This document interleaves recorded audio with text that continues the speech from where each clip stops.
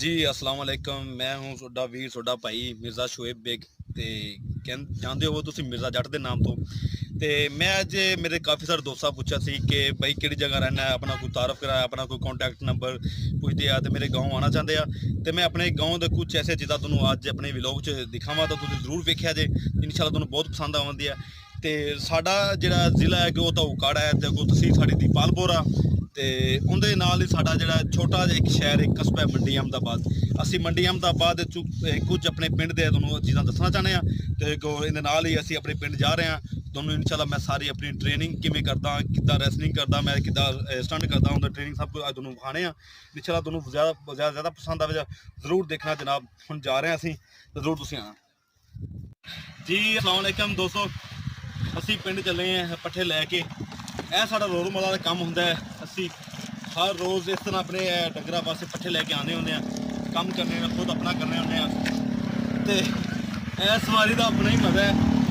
ਤੇ ਮੇਰੇ ਜੋ ਵੀ ਭਾਈ ਸ਼ਹਿਰਾਂ ਵਾਲੇ ਦੋਸਤ ਕਾਫੀ ਸਾਰੇ ਗਿਆ ਜੋ ਆਉਣਾ ਚਾਹੁੰਦੇ ਹੋ ਜ਼ਰੂਰ ਆਉਣ। ਇਹ ਸਵਾਰੀ ਦਾ ਆਪਣਾ ਹੀ ਮਜ਼ਾ ਹੈ, ਆਪਣਾ ਹੀ ਸਵਾਦ ਆ। ਤੇ ਪੰਜਾਬ ਦੀ ਧਰਤੀ, ਖੁੱਲੀ ਫਜ਼ਾ, ਖੁੱਲਾ ਮਾਹੌਲ ਤੇ ਬੜੇ ਨਜ਼ਾਰੇ ਆ। ਦੇਖੋ ਤੁਸੀਂ, ਇਹ ਸਾਡੀ ਸਵਾਰੀ ਹੁੰਦੀ ਹੈ ਜਨਾਬ। ਤੇ ਜਦੋਂ ਫਸ ਜਾਂਦਾ ਚਿੱਕੜ, ਬਾਰਿਸ਼ ਪਈ ਹੈ ਇਸ ਵੇ ਤੋਂ, ਹੁਣ ਜ਼ੋਰ ਲਗਾਉਣਾ, ਬਾਹਰ ਕੱਢਣਾ, ਹੁਣ ਦੇਖਣਾ ਚੱਲ ਵੀ।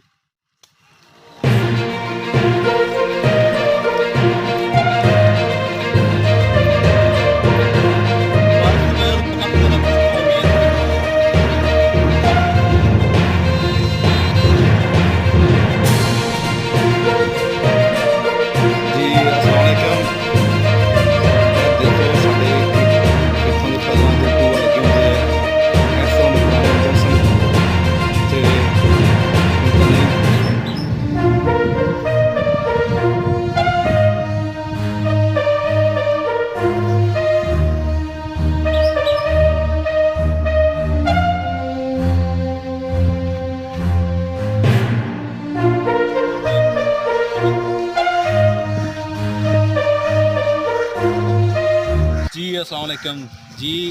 साडा अपना गाँव है, साडा पिंड है, यह नहर है तो एक महीने बाद ये नहर वगन लग पैनी है। ये अज पानी सुक्या इंदा, थोड़े एक महीने बाद इंदा पानी वगन लग पैना है। जो साडे खेतों में पानी लगता है इंदा नहर का। तो इस नहर के सुबह सुबह किनारे मैं वाक करता होना, एक्सरसाइज करता होना। यह देख लो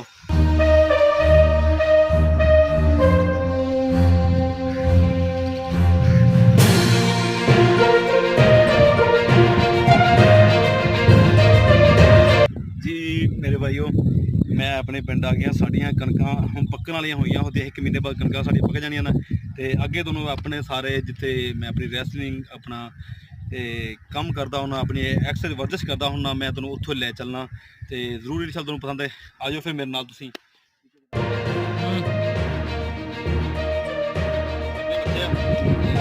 खावन लगे सारे साढ़े को बड़ा मजा आ रहा है।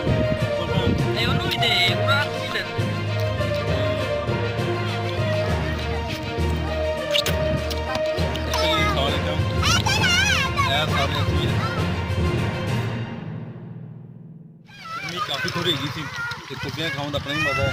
ऐसा भी मेरी टीम आ, कुल्फियां खा के असीं पिंड चलने, कम करने, तुहानूं दिखाने आ।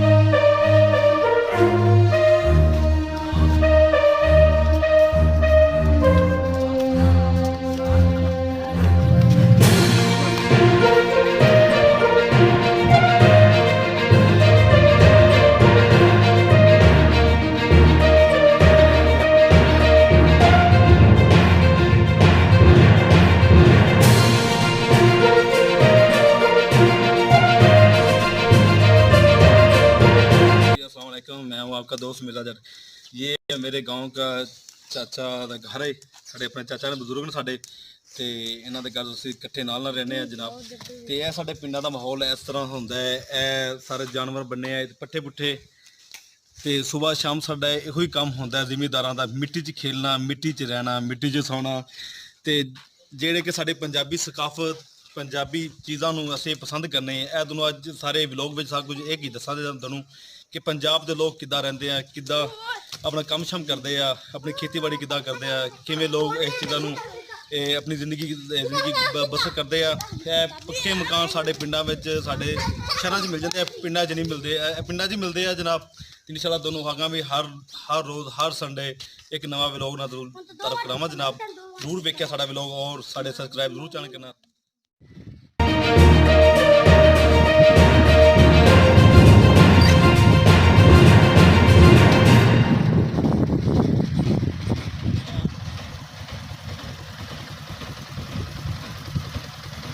ਜੀ ਵੀਰਾਂ ਨੂੰ ਸਾਰੇ ਦੋਸਤਾਂ ਨੂੰ ਅੱਜ ਅਸੀਂ ਮੇਰੇ ਨਾਲ ਦਾ ਪਿੰਡ ਇੱਕ ਗਰੀਬਪੁਰਾ ਪਿੰਡ ਦਾ ਨਾਂ ਹੈ। ਅਸੀਂ ਇਹ ਪਿੰਡ 'ਚ ਆਏ ਹਾਂ। ਇਹ ਵੇਖੋ ਸਾਡੇ ਪਿੰਡ ਦੇ ਕੁਝ ਹਾਲਾਤ ਇਸ ਤਰ੍ਹਾਂ ਦੇ ਆ, ਸਾਰੇ ਮਕਾਨ, ਸਾਰੇ ਰਹਿਣ ਸਹਿਣ ਸਾਰਾ ਸਾਦਾ ਜਿਵੇਂ ਪਹਿਲੇ ਲੋਕਾਂ ਦਾ ਹੁੰਦਾ ਸੀ। ਤਕਰੀਬਨ 1981-82 ਦਾ 1965 ਦਾ ਉਸ ਤਰ੍ਹਾਂ ਦਾ ਮਾਹੌਲ ਸਾਡੇ ਪਿੰਡਾਂ 'ਚ ਮਿਲਦਾ ਹੈ। ਸਾਡੇ ਮੰਡੀਆਂ ਦਾ ਵਿੱਚ ਹਰ ਤਰ੍ਹਾਂ ਦਾ ਤੁਹਾਨੂੰ ਇਸ ਤਰ੍ਹਾਂ ਦੇ ਮਾਹੌਲ ਮਿਲੇ। ਇਹ ਦੇਖੋ ਸਾਰਾ ਦਿਖਾਓ ਇਹ ਸਾਡੇ ਦੋਸਤਾਂ ਨੂੰ, ਇਹ ਲੋਕ ਵੇਖਣ ਵਾਲਿਆਂ ਨੂੰ ਕਿ ਸਾਡੇ ਪਿੰਡ ਵਿੱਚ ਸਾਡੇ ਸ਼ਹਿਰਾਂ ਵਾਲਾ ਕੋਈ ਮਾਹੌਲ ਨਹੀਂ ਇਸ ਤਰ੍ਹਾਂ ਹੀ ਮਿਲਦਾ ਜਿਵੇਂ ਦੇਖ ਸਕਦੇ ਹੋ।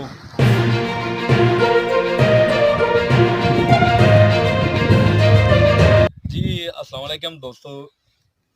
ਜਦੋਂ ਅਸੀਂ ਪਿੰਡ ਵਾਲੇ ਆਪਣੇ ਕੰਮ ਸ਼ਾਪ ਕਰ ਲੈਣਾ ਅਸੀਂ ਬੇਲੀ ਦੋਸਤ ਸਾਰੇ ਯਾਰ ਇਕੱਠੇ ਹੋ ਕੇ ਇਸ ਜਗ੍ਹਾ ਤੇ ਹਾਜ਼ਰ ਵੀ ਜਾਏ ਆਪਣੀ ਗੱਪਸ਼ਪ ਲਾਵੀ ਦੀ ਤੇ ਆਦਾ ਦੁੱਖ ਸੁੱਖ ਸ਼ੇਅਰ ਕਰੀਦਾ ਤੇ ਇਹਦੇ ਨਾਲ ਹੀ ਅਸੀਂ ਸਾਡੇ ਜਾਂ ਸਾਫ ਹੁੰਦਾ तो ਅਸੀਂ ਕੋਈ ਪਲਾਨਿੰਗ ਕਰਨੀ ਹੁੰਦੀ ਹੈ ਤੇ ਇਹ ਜਗ੍ਹਾ ਤੇ ਇਹ ਜੇ ਮਕਾਮ ਤੇ ਇਕੱਲੇ ਜਦ ਬਹਿ ਰਵੀ ਦੇ ਆਪਣੇ ਦੁੱਖ ਸੁੱਖ ਸੁਣਾ ਵੀ ਦੇ ਨੇ ਸ਼ੇਅਰ ਕਰੀਦੇ ਨੇ। ਤੇ ਜਨਾਬ ਤੁਸੀਂ ਸਾਡੇ ਪਿੰਡ ਦਾ ਨਜ਼ਾਰਾ ਤੇ ਮਾਹੌਲ ਤੁਸੀਂ ਵੇਖਿਆ ਹੋਵੇਗਾ ਤੇ ਜ਼ਰੂਰ ਹੋ ਕੱਲ ਇਨਸ਼ਾਅੱਲਾ ਜ਼ਰੂਰ ਤੁਹਾਨੂੰ ਆਪਣੀ ਐਕਸਰਸਾਈਜ਼ ਦੇ ਬਾਰੇ ਦੱਸਾਂਗਾ ਤੁਹਾਨੂੰ ਤੇ ਆਪਣੀ ਵਰਜ਼ਿਸ਼ ਦੇ ਬਾਰੇ ਦੱਸਾਂਗਾ ਕਿ ਮੈਂ ਸਟੰਟ ਕਿੱਦਾਂ ਕਰਨਾ।